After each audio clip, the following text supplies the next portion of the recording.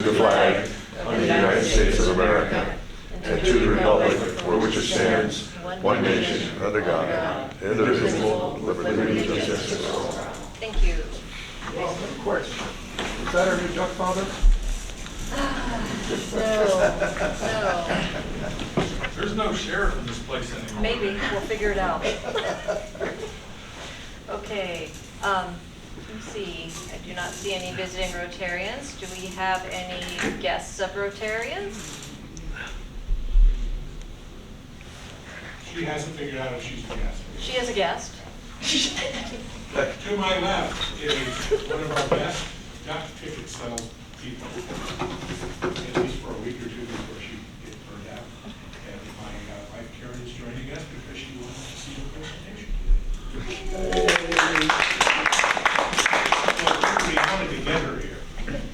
What? That's It okay. took Rianna to get her here. Oh, good. All right. And then, of course, in the back corner, with his head down low, is our exchange student, Enzo.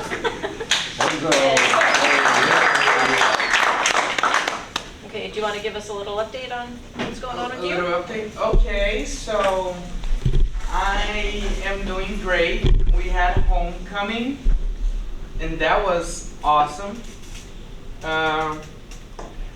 In 2 weeks, I'm moving again. So 4th house, maybe 3rd house. I might be coming back to one of the ones that I have already been into. The music department is still selling the Christmas flowers that I always forget the name. Poinsettias. Poinsettias, exactly. It's $40. One of them we have red, pink, white, and glitter.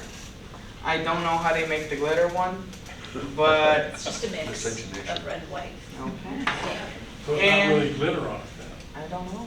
Oh, she No. said it's not. So, and I'm having turkey for the first time in my life Thursday, so I'm doing great.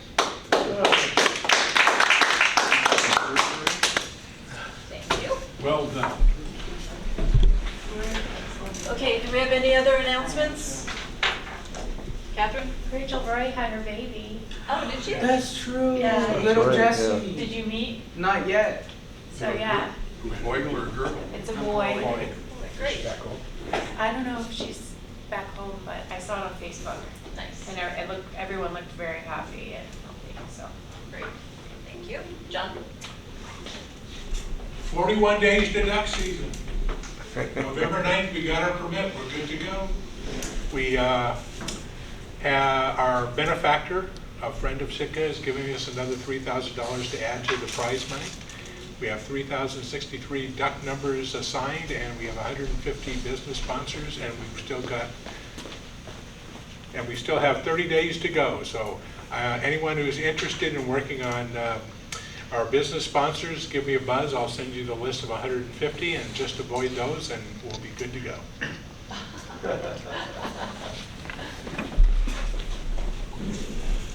Okay, anybody else?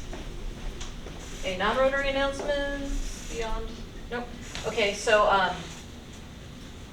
I do believe we're working on the DAC DB to take over our Club Runner website. So I went onto the Club Runner site, and you can see the front screen, but it doesn't let you get into the back because we've gone past our time to pay for it. So if anybody actually goes onto the website beyond the first page, you're probably not going to be able to get into there right now. But we're working on it, and probably next week sometime we'll have the other one up, hopefully, up and running. December 16th, 16th, which is Saturday, from 1 to approximately 2:30 is the Pioneer Home Christmas Party. So I will email everybody. I had to make up a new email on my regular email because I can't go through Club Runner right now, so I did that yesterday. So hopefully, well, I know Dave, you got the email because you responded because I screwed it up. And so then hopefully everybody got the one that let everyone know what the real date was. Anyway, so I will do reminders between now and then. Also, I was contacted today by the Salvation Army. They're looking for bell ringers starting on Friday. I asked her to email me some kind of schedule versus, I mean, we can't just show up willy-nilly and we don't know where to go or what you know, what times. So hopefully I'll get that and I'll pass that on to everybody. So if anyone wants to help out with that, that would be good. I also emailed everybody. I'm trying not to inundate you guys with emails, but if I put them all on one, then, you know, then it gets too long and then you guys don't read it all because I wouldn't. So that's why I'm doing more than.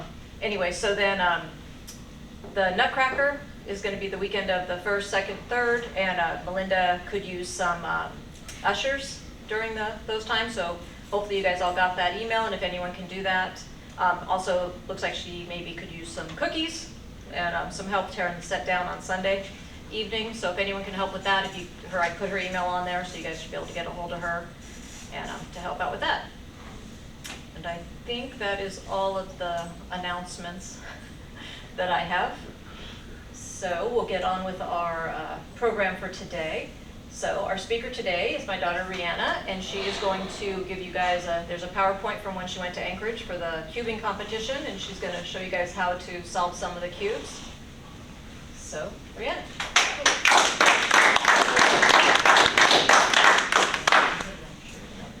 Yeah, we'll have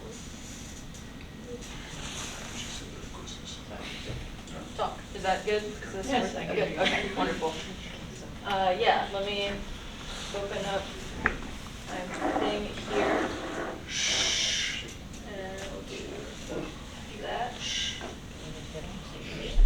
Share. Oh, right. Ooh, no, you're spoiling it. No. Okay, so just go on to the share screen down the bottom of that screen. Then you can pull it up there. Okay. I'm not an expert at Zoom or Google Slides, so yeah, make that small. All the people up at the top. This one, and then you can move it up. Oh, okay. Cool. Great. So, it's my little presentation on speed cubing. Before we get started, I've got kind of all of my cubes over here. I'm going to pass a few of them out to each row. Feel free to just kind of scramble them up, share them around with your friends, so you guys all get a chance to try some out. The main thing is, so I'm going to kind of give you guys some to scramble around as I'm starting off, and then I'm going to call on you to bring me, or at least tell me where the cube that I need is for certain parts. So we'll see how this is. So, This is already fixed. yeah, scramble it up. Oh. Feel free, scramble them up, no worries. So, this is my little presentation on speed cubing. This is the touchscreen you said? That's what they tell me. It's not? Is it? Go for it. It is. Ooh, That's so cool. Okay, magical. we're all learning something new. So, the competition I went to, the official organization for all competitions is called the World Cubing Association. So I went to an official World Cubing Association competition. There are a few events that are in all competitions, and so basic one is 2x2. There's a 2x2 floating around out here, and then there's 3x3, which is just a classic Rubik's Cube shape. 4x4 is a little bit bigger. 5x5 is a little bit bigger than that. 6x6, 7x7, so they just get a little bit bigger. 7x7 is the biggest cube shape that there is in competition. Do you have a question in the back? Yes, ma'am. So you mean the number of cubes on one side? Mm-hmm. So you're holding the 4x4 right now. Yes, ma'am. And then there's also some parts that aren't cube shaped. So we've got this cube, which there's a cube floating around here somewhere. It's just kind of the corners. There's a Pyraminx, which I see up in the front row. There's a Megaminx, which is it's basically just a 3x3, but with 12 sides instead of 6. There's Clock. I have no idea how Clock works. I don't know anything about that event, but it's there. It exists. And then there's Square One. I also don't know anything about that event. I don't own either of these cubes. They're on my list. And then so there's all of these cubes, and then there's different parts of each event. So, for example, there's 3x3 one-handed, where you solve it with one hand. There's 3x3 fewest moves, where you are given a scrambled cube and a scramble and an hour, and you have to figure out the most efficient solution to that scramble. And then there's 3x3 blindfolded, and there's also 4x4 blindfolded and 5x5 blindfolded. And then there's 3x3 multi-blind, which is the world record for 3x3 multi-blind. Is you get basically an hour is your time limit. You memorize as many cubes as you want, you put a blindfold on, and then you solve all of the cubes. And all of this has to be done within an hour. So the record is, I believe, 58 out of 60 cubes that were memorized and solved in 1 hour is the record for multi-blind. I don't do that stuff. That's crazy. That's a little out of my league. Question, if you're blindfolded, how do you memorize them? So the memorization process for blindfolded cubes is you've got like each side is a certain letter. So each edge piece is a letter and then each corner piece is a letter, and you memorize like a string of letters. You put your blindfold on and then you just remember that string of letters and you learn like 300 algorithms or something. It's a complicated process. I don't do You blindfolded. get to see it before you. But you get the Yes, yeah, you get to memorize it before you solve it, yeah. So those are all the events. The events I competed in were 2x2, 3x3, 3x3 one-handed, 4x4, 5x5, Scube, and Pyramid. So I competed in all 7 of the events that were at this competition. So competition, here's just some fun pictures and stuff from it. I was helping out judging. This is us just kind of warming up. You can also see, this is a smaller picture, but it's a massive like conference room filled with kids, parents who probably didn't want to be there but didn't exactly know what was happening but ended up having a good time anyways. And then this is me warming up. Oh, no! I messed up. Okay, well, I'm going to go back because I want to finish what I was saying. But this is me warming up with 4x4. That's Ben warming up. This is me fixing my 4x4 after it fell apart. And we would also help out with the competition. So this is a picture of me kind of running. Basically, when you're solving, you sit at a spot and there's runners who go around, give you the cube you're solving, and then take it back to the people who judge it and scramble it and everything like that. So I did that for a little bit. I also was one of the judges where I made sure that people weren't cheating while they were solving, a very important job. So that was some fun competitions madness. Jeff will figure out. No, go ahead. How do you cheat? How do you cheat? So there's a few things. Can I borrow this 2x2 for a second? So there's kind of a lot of rules that are in competition. So there's a few things that you can and can't do. Once you see your cube, you have 15 seconds to inspect it. If you go over 15 seconds, you get 2 seconds added to whatever time you get. If you go over 17 seconds, I'm pretty sure it's a DNF, which is did not finish. You don't get to count that solve for anything. And then when you start your thing, your cube has to be on the mat, your hands on here, do your solve. If it's not solved, that's a DNF. If it's one move away from being solved, it's a +2. And then there's a ton of weird rules, like if you're holding the cube while you stop the timer, that's not valid, or you can do a ton of different things. I think the maximum penalty you can get in competition is like +16, but you have to be really stupid and go out of your way to do it. How do you do it with one hand? With one hand, with lots of grip strength. It's mostly your pinky and your finger and your thumb to kind of stabilize. Yeah, here.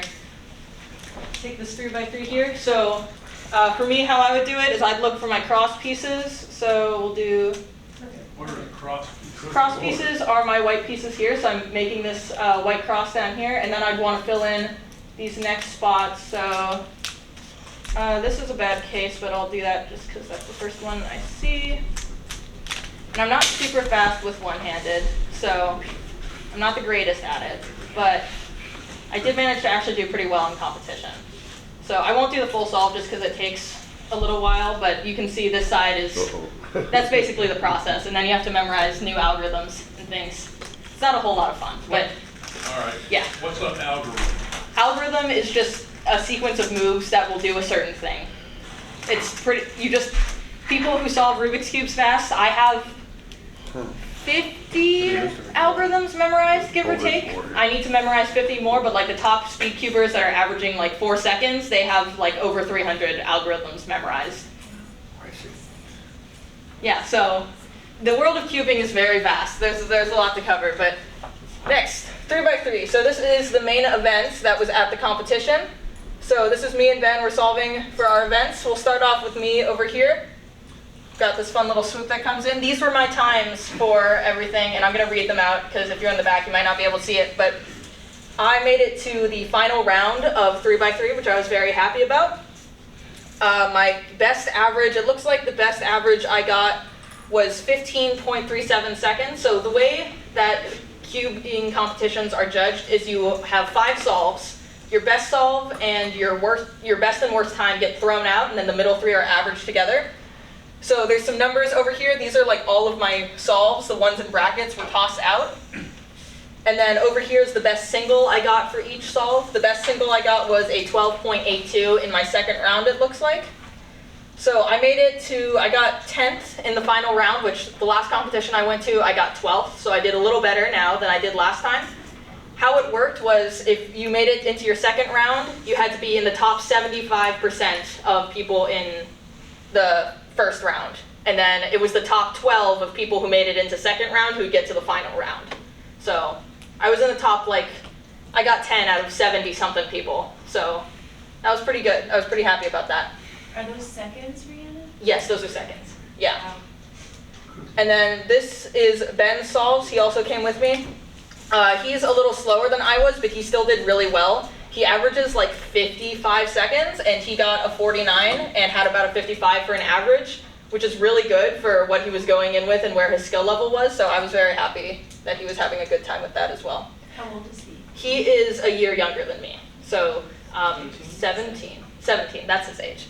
So this is 2x2. There's Ben over there solving, there's me, and it's basically, a 2x2 is just like the corners of it, so I can do a little solve as well. So I'll just do my timer, but what I'm looking at when I'm looking at this piece right now is I see this white right here and this white right here, and I'm going to try to pair those together to create a full white side. So this is what I looked for in my 15 seconds of inspection, is this is what I was planning out, was how to do this. And then looking at this top face, I recognize the case, so I know which algorithm to do. And then looking at this, I recognize this case as well, and I believe it's that, so that would solve the cube. So it's just very quick recognition. So my times for this, I only made it into the first round. To make it into 2x2 final, you had to average 5 seconds. I don't average 5 seconds in 2x2, but I still did pretty good. I got a 10-second average, which I had never spent a lot of time practicing 2x2 before this. So this was really good for what I was expecting to get. I was expecting to get a 20-second average, and I got a 7-second solve. So all of that of recognizing everything, what happened in 7 seconds. And then there's people who recognize everything in 2 seconds as well. Yeah, speed cubers are a little crazy. And then this was Ben's times as well. He again didn't really know 2x2 going into this, so he still did pretty well. 4x4, where is the 4x4? Jeff, do you have it, or is it, I think it's in the back row somewhere. Jeff, this is me. I'm gonna take it from you. You mean to me all the time. Why should I be mean to her? So 4x4 is kind of like a big 3x3. The way you solve it is you would solve it by making it into a 3x3 by matching up all of the center pieces. And then let's see if I can do this in a short enough period of time to where it's still interesting. Can you do it over here? Can I do it over here? Yeah. So people online. Is there where's the camera? It's right there. Oh, okay. Hello, people online. Okay, so they should be able to see. Okay. So hopefully they can see. You're slowing her down, Sharon. Yeah. So basically you just solve all the sides, so all of these centers are solved, and then you'd pair all the edges together to solve it like a 3x3. At the end, I'll go over solving a 3x3. That's the big finale of all this. So that's essentially how you solve a 4x4. Going into this, I averaged like a minute and 10 seconds. So in my first round, when I got an average of 1 minute, I was very shocked. I didn't realize I could do that, and I did actually really well in my first round. My final round, I didn't do as well, partially because there was 6 hours of just solid cubing between my first and final round, and that kind of took it out of my hands, but I still did pretty good. A lot of the scrambles were a little worse for kind of most people. Most people didn't do as well in their first round as they did in the final round, but I still got 7th out of the 12 people that made it into the finals round, so I was very happy with that. So for context, how cubing competitions work, especially with bigger cubes, is there's a cutoff and then there's a deadline. So in order for me to do all 5 of my solves, one of my first 2 had to be under 2 minutes. If it's not, then you only get to do those 2 solves and you're done. You don't get to finish your average. The deadline was 4 minutes. If you could not solve the cube under 4 minutes, it was a DNF. It did not count towards anything. They just scrapped the time. So Ben averages about 5 minutes on 4x4. He was not very confident going into this, and I was kind of like, no, you can do it. You can do it. I trust you. I believe in you. And he managed to get a solve of, there it is, of 3 minutes, which is 2 minutes faster than he can on average. So that was very exciting. So that's how he did in that event, 5x5. I was the only one who competed in 5x5. It looks like it's up here. So 5x5 is like 4x4, except one more bigger. And I'll go back over here. So you can see it online as well. It's basically, it's like a more complex 3x3. It's not really a more complex 4x4. So I average around 2.5 minutes on this cube. And I ended up getting an average of about 2 minutes and 20 seconds, which was really good.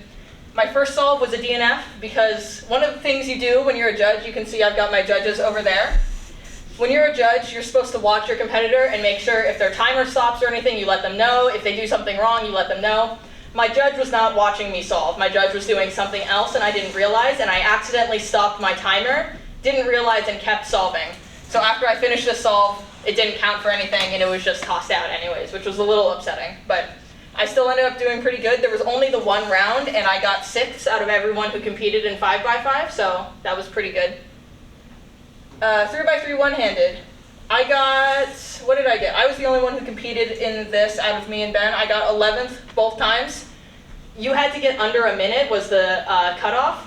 At home, I was solving it consistently in like a minute, 10 seconds.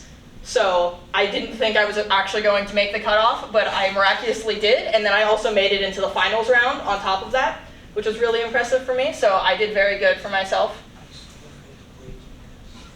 Pyramids, this is the fun pyramid one. So this one is, once you get out of square-shaped cubes, it gets a little more confusing. So this is the fun pyramids one. Basically, you have to, it's pretty simple to solve. It just takes a little while to get used to the way it turns. So the way I solved it is I made a full bottom layer, and then I fixed the tips at the end generally. I found one side that matched up, and then there was an algorithm to help me solve the rest of it. And so that's how, oh, tips, these suck, but that's how pyramids works. It's a very, very interesting event. First time I competed in that, I really wasn't expecting this. Okay. I dropped it and I put it back, so I might have put it back wrong. It's a little wrong, but that's okay. I can fix it later. Nice, Rich. Yeah, so that's solved technically. We'll take it as it is. Ben and I both competed in that. I got a 15-second average, and he got a 25-second average, so both very good for what we were going in expecting to do. So, and then Scoob is the last one. I think Scoob, where is the Scoob? You have it. I'm so afraid of breaking this. This is really... Oh yeah, it's quirky. If you didn't get a chance to turn the Scoob, it turns like this, which is different, and it takes a little while to get used to. So it's only on the corners, basically. And the way you solve this is you'd make a full white layer. I'm not very good at Scoob, so we'll see if I can do it fast. A full white layer, and then a full yellow layer. And then you would solve the rest of the pieces around it as well, which I haven't practiced in a while, so I'm not super great at this step, so we'll see if I can get it. Let's find out. Oh, that's a case I don't really know. We're just gonna find out. I don't remember how to solve this case, but I did at competition because I was better prepared. But I got a 18-second average, which very good. I had been solving it at home for 30 seconds, so I was consistently doing 10 seconds better than my practice at home, which was kind of shocking. And then Ben also competed in this event. He got about a 30-second average, which he, just the week before, had managed to get this down under a minute. So he had a big jump there. Yeah, so that's kind of all of the competition events. Now, the one big thing I didn't talk about was how to solve a 3x3. So I'll go over that real quick as well. This is the exciting part. So 3x3 is the main event. All the other cubes, you have to know how to solve a 3x3 to solve all the rest of them. And the way you solve that, or the way that I solve that, is I first make what's called a white cross using these white edge pieces just all around the center. So I'll do that real quick. And I'll do it right though. And so that makes this lovely white cross, if you can see that there. Then also all the sides match up. And then from there, I fill in each of these little gaps, kind of like that. And I've got 2 more in the back that I need to finish up.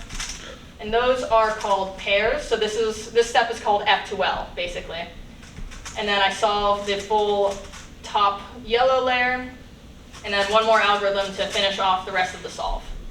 Very simple, very easy. I'm sure it makes lots of sense, yes. So that's the basic premise for how to solve a 3x3, and that's kind of how competition went. It was very exciting. I did pretty well. We were talking, the delegates were talking to everyone at the end of it. It was like, oh, if we do another one in April, do you guys want to do blindfolded?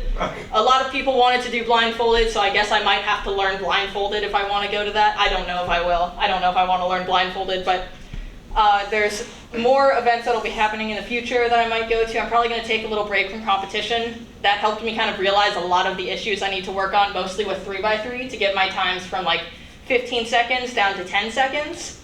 So I kind of want to spend a lot of time practicing. And also, I had 2 cubes break during competition in one day. So that's kind of told me that I need to update my hardware and buy new cubes as well. So I'm going to have to do that. But that's kind of how competition went. Is there any questions? Any cubing questions? I know I sped through a lot, so. How do you practice at home? How do I practice at I mean, home? do you get the screwed up pattern that they're going to give you in competition so you can try and solve one that somebody else made up? Or do you make it up yourself? So what I do is I use either I have an app on my phone or there's something online called CS Timer, and that just produces like a general scramble that I can then put on my cube, and then I'll give myself inspection time. When I'm practicing at home, I'm trying to focus on the things I have issues with. The things I personally have issues with, I don't spend my inspection time well, I don't look for the right things, and I turn too fast and I'm not looking ahead. And those are the 2 things I want to work on. So at home, I practice slower. I tend to get slower solve times because I'm practicing specific things. And then I'll also practice really fast to try to go as fast as I can, just to practice my turns per second and make sure I remember all of my algorithms and things like that. So it really depends on what I'm working on. Generally at home I do put like a random scramble online onto my cube just so I'm getting used to what's known as a WCA official scramble. But I can also just hand scramble it a lot. Sometimes I'm lazy and I do that. So it depends on what I'm trying to work on. It's a. Did you win any prizes? There was no prizes at the event. It was all for glory, is what everyone was competing for. I did not. You get certificates or something? Oh yeah, they got like little certificates, but I did not get what's called podium, which is just the first 3. I did not podium in anything, which I wasn't really expecting to based on the solve times that I was getting, but I did much better than I thought I was. There was a good chunk of time I did not think I was going to make it into the 3x3 finals. I absolutely did not think I was going to make 4x4 finals.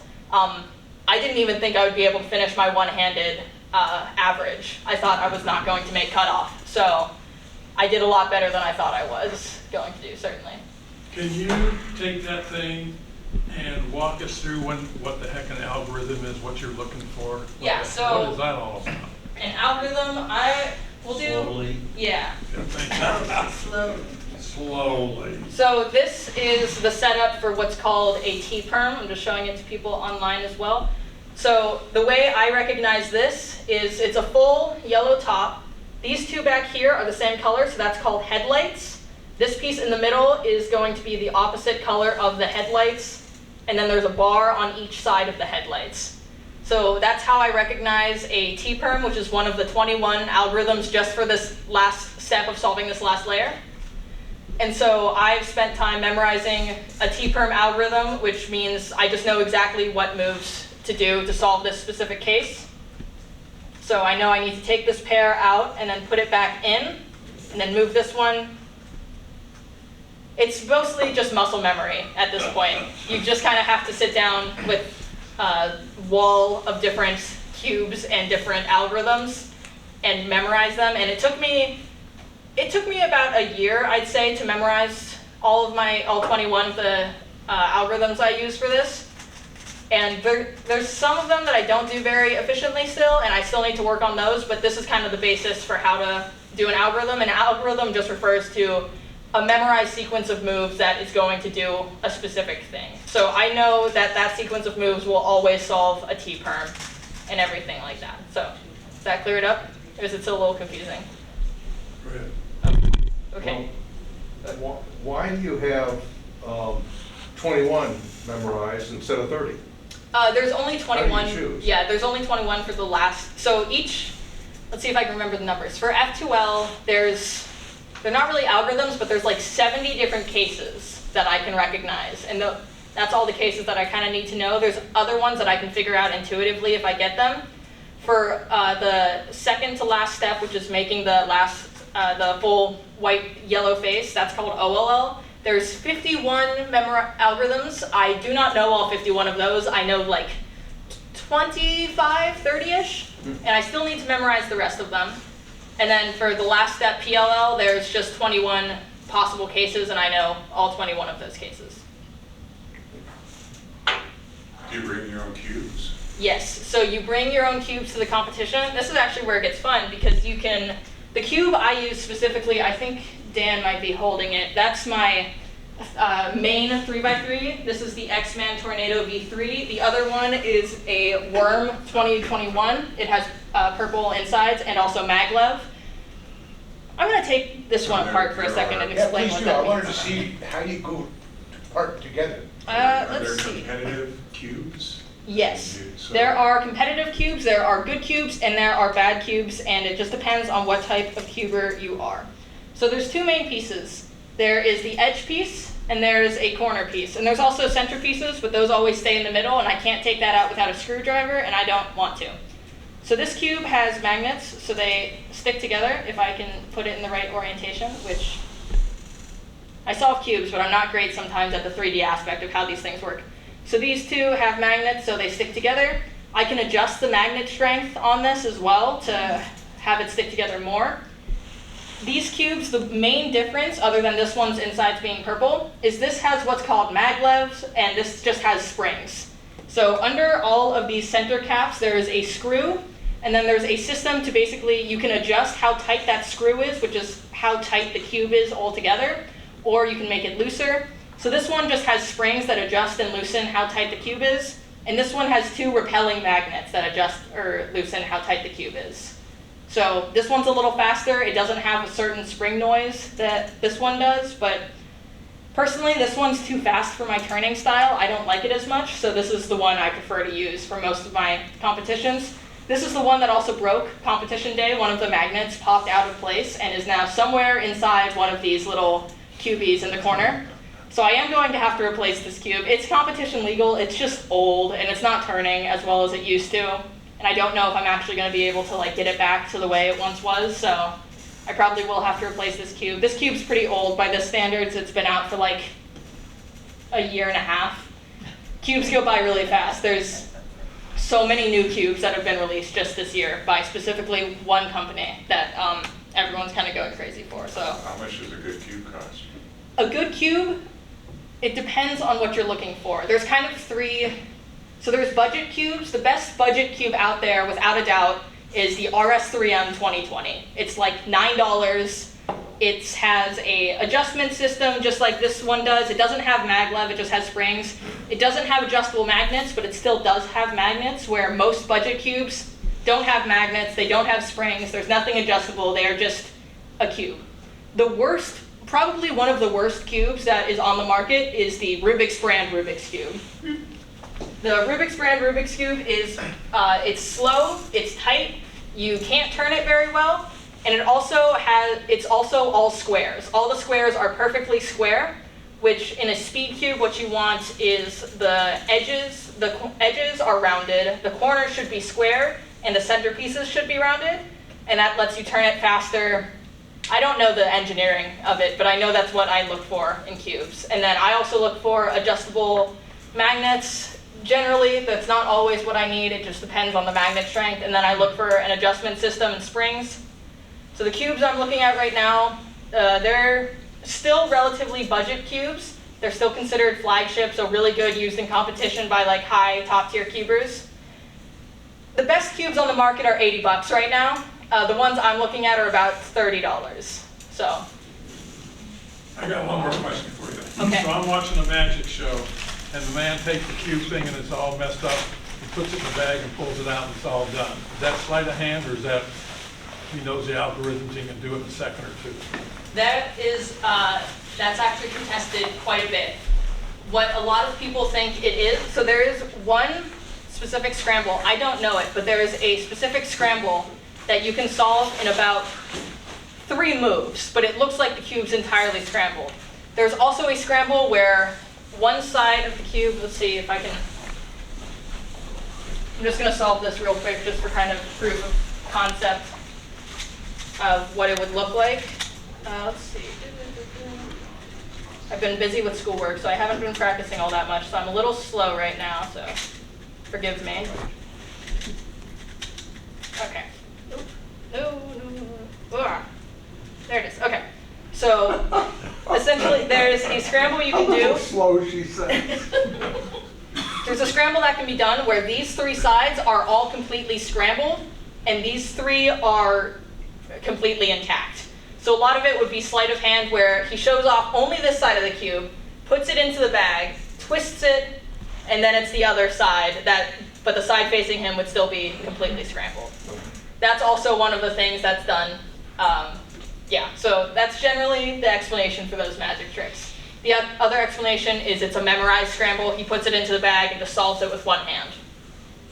Also feasible, but not as exciting. How do you learn your algorithms? Like, is it, I'm sure there's stuff on YouTube and. Yeah. But like, is there a book or how do you? There's a few tackle resources. I use, if I'm trying to learn new algorithms, I use a website called jperm.net. It tells me all the algorithms. I can highlight the ones I want to learn, and then it'll give me specific scrambles that'll scramble my cube just to what that algorithm looks like, so then I can practice it on there. Or I'll just look at an algorithm and I'll start practicing it. If you do the same sequence of moves on one of these enough times, it'll always go back to its solved state. If you do it once it's solved. If it was already scrambled up and I did that, it wouldn't solve it, but if it's solved, I can do as many of these moves as I want. It'll always go back to the same solved position. Better keep an eye on her. So generally, I would just do the algorithm I'm trying to learn over and over again until I feel like I have it not memorized. I could not tell you how to do any of my algorithms. I can just do them. It's just muscle memory is kind of what I go for, and that's what most people go for. So. Is this a sanctioned sport for high schools and colleges as part of the leagues? Not really, that's complicated. So I believe the WCA is currently trying to get itself seen as an official sport. Right now, it's a nonprofit organization that just kind of does this to give cubers the opportunity. But there's like nothing official in high schools or colleges or anything of like teams of cubers. That'd be cool, but unfortunately, it's not a thing. Yeah. Yet. Yes. Yeah. What courses do you like in school? I'm a big fan of math. That has nothing to do with this. I just happen to be a fan of math. I like writing, I guess. I also like a lot of stuff that I do with my hands, like woodworking, metal, stuff like that, ceramics. So I've always been someone that likes kind of the 3D aspects of how things move and turn, which might have contributed to why I like doing this so much. Yeah, so that's, thanks. I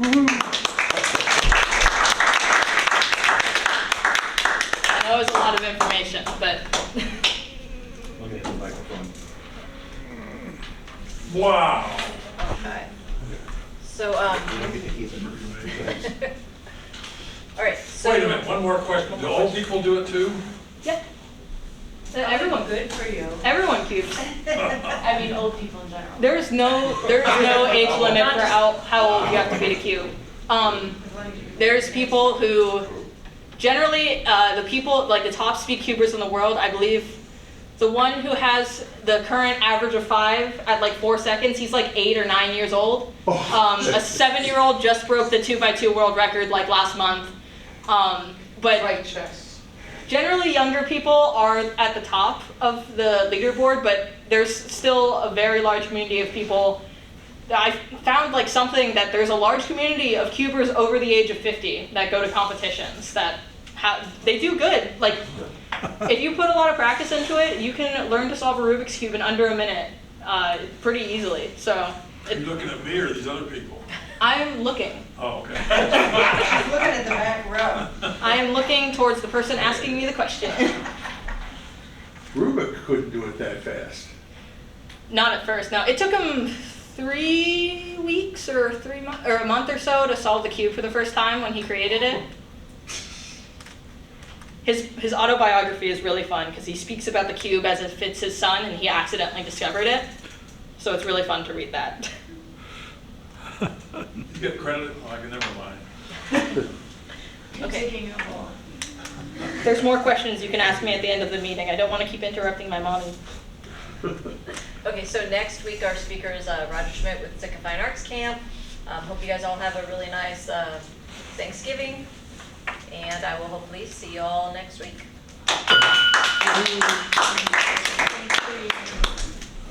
Great. I gotta fix my cube now. So, how does Rubik's Cube help us